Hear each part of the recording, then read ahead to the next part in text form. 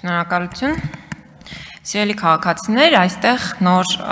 տարածքային կառավարման եւ ենթակառուցվածքների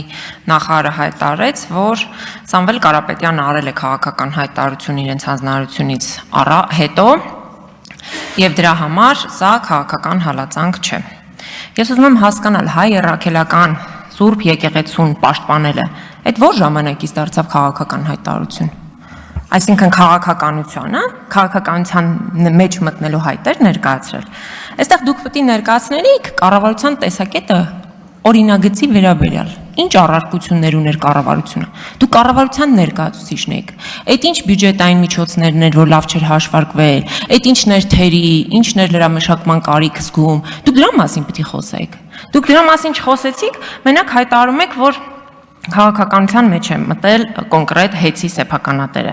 Ինչ պլան դրել եք այս ընթացքում հեծի առաջ, որպես պետություն, կատարել են։ Ոչ մի առարկություն, ոչ մի փաստաթղթում չեք արձանագրել։ Եկել եք ինչ հեքիաթ եք պատմում այստեղ։ Դուք սուպեր նախարար եք,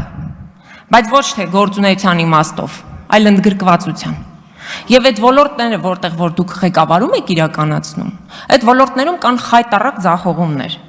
Հայաստանի ջրային ռեսուրսների 65-ից 70%-ը կորում է։ Կորուստա պաշտոնական թվեր, ու դրա պատասխանատուն դուք եք։ Եկել եք ստեղ խոսում եք ազգային անվտանգությունից, բայց ռազմավարական նշանակության հարցեր։ Դրա մասին պիտի մի խանգարեք։ Հաջորդը։ Վիոլա ջրի հետ, ով երբևէ առնչվել է,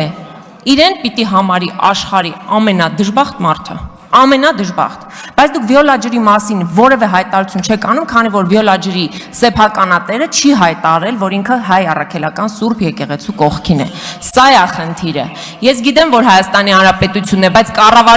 կառավարումը իրականացնում են մարդիկ, ովքեր որ ձեզ հետ, ինչպես դուք խոստովանեցիք, քաղաքական տարաձայնություն չունեն։ Եվ ազնվություն ունեցեք ասելու, որ ավարտեցի, որ սա քաղաքական նախագիծ է քաղաքական նպատակներով։